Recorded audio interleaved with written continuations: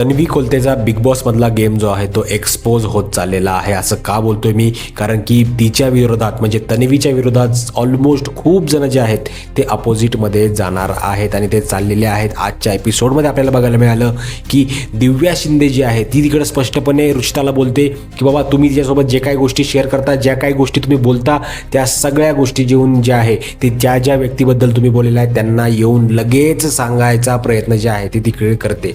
आणि त्यामुळे जे आहे ती रुचिता तर तिच्या पूर्णपणे अपोजिट गेलेलीच आहे पहिल्यापासून. आता दिव्या शिंदे देखील तिच्यापासून 4 हात लांब जाणार आहे. त्यानंतर तिने आज जे आहे ते एक जे काय भांडण करायचा प्रयत्न केला दीपाली सय्यद यांच्यासोबत, ते चोरीचा आरोप वगैरे लावला, त्यामुळे दीपाली देखील आता यांच्यामधून आउट झालेली आहे.